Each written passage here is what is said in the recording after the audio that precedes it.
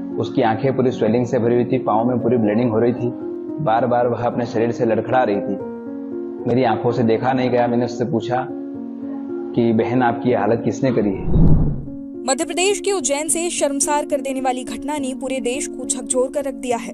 एक 12 साल की बच्ची के साथ दुष्कर्म हुआ। दरिंदगी की हद तो तब हो गई जब बच्ची अर्धनग्न अवस्था में खून से लथपथ होकर सड़क पर भटक रही थी। 2.5 घंटे तक बच्ची नग्न हालत में घूम रही थी। उसने लोगों के घरों के दरवाजे भी खटखटाए, लेकिन किसी का दिल नहीं पसीजा, किसी ने उसकी मदद नहीं की। जिसके बाद एक गुरुकुल आश्रम के राहुल शर्मा की नजर उस बच्ची पर पड़ी। उन्होंने मसीहा बनकर उस बच्ची की मदद की। उन्होंने बताया कि बच्ची के पैर खून से लथपथ थे और हालत बेहद बुरी थी। उन्होंने क्या कुछ कहा, आप भी सुनिए।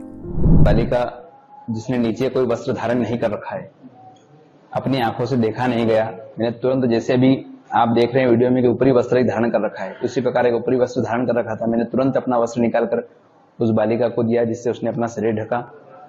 फिर मैंने अपना वाहन रोक करके वहीं स्पॉट पर खड़े होकर के तुरंत ही उस बालिका से पूछा कि तुम्हारी दुर्दशा किसने की है।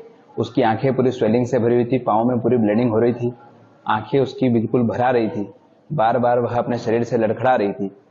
मेरी आंखों से देखा नहीं गया। मैंने उससे पूछा कि बहन आपकी ये हालत किसने करी है और कौन है, तुम्हारे माता पिता कहाँ है, तुम यहाँ किसके साथ आई हो, कब से इस क्षेत्र में हो। लेकिन वह बालिका अपनी ही भाषा में कुछ बोल रही थी, जिसे मैं समझ नहीं पा रहा था।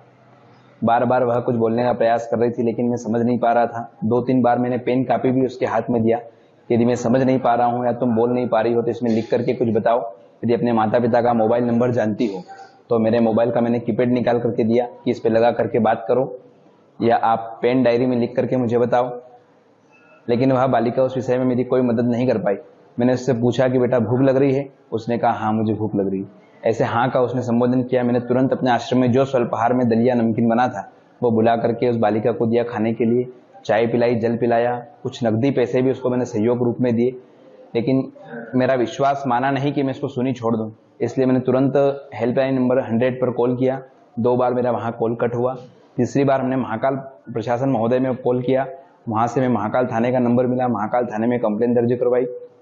वहाँ से उन्हें पुनः मुझे 100 कॉल पर संपर्क बनाने के लिए कहा। 100 कॉल पर किया। वहाँ से पुलिस की गाड़ी करीब 20 मिनट की में मेरे पास पहुंची। उस बालिका को मैंने पुलिस प्रशासन के हवाले सुपुर्द किया ताकि आज वह बालिका सुरक्षित है।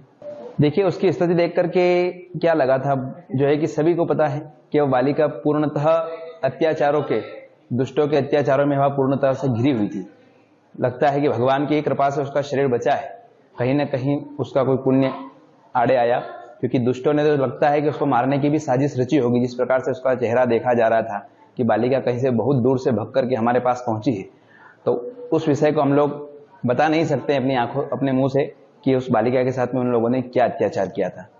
बाकी इस विषय में चिकित्सा ने पूरा, जो है कि हॉस्पिटल ने पूरा इस विषय के ऊपर पूरा ध्यान देते हुए सभी को बताया है कि उस बालिका के साथ किस प्रकार से जो है उसके साथ अत्याचार किया गया था। ऐसे दुष्टों को सजा मिलना चाहिए। धर्म की नगरी है, पावन नगरी है भगवान महाकाल की।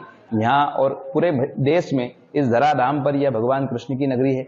यहाँ किसी प्रकार का भी जो है कि ऐसा गलत कार्य करने वालों के लिए हमेशा मृत्युदंड ही तय होना चाहिए, क्योंकि आज पुलिस प्रशासन का भय लगता है लोगों में नहीं है। उसी के कारण तो आए दिन हम ऐसे केसेस देख रहे हैं। कुछ 4 महीने पहले भी हम लोगों ने सुना था और देखा भी था कि 4 साल की बच्ची के साथ भी ऐसा ही जो है कि द्युत कार्य देखने में हम लोगों के आया था। तो प्रशासन महोदय भी इस विषय के ऊपर ध्यान दे। जिन लोगों ने मदद नहीं की उनको भी इस विषय के ऊपर ध्यान देना चाहिए और मदद करना चाहिए। और बहुत बहुत धन्यवाद प्रशासन का, और आप लोगों का भी बहुत धन्यवाद। इस आश्रम का नाम दंडी सेवा आश्रम है। मैं अपने आश्रम से बाहर कहीं जा रहा था इमरजेंसी में, मेरी गेट से 20 फीट की दूरी पर उस बालिका को मैंने उज्जैन की ओर आते हुए देखा। बालिका बेहोश नहीं थी, बालिका बोल रही थी, बालिका चल रही थी, बालिका खा रही थी, बालिका बोल रही थी। बस ये कि उसकी भाषा में अपने को समझ में नहीं आ रहा था। हाँ बताया ना, मैंने आपको बताया ना पूरे उसके। अपने शहर, अपने प्रदेश की ताज़ा खबरों के लिए लाइक करें, शेयर करें, सब्सक्राइब करें और हाँ, बेल आइकन दबाना ना भूलें, क्योंकि खबर हमारी, फैसला जनतंत्र का।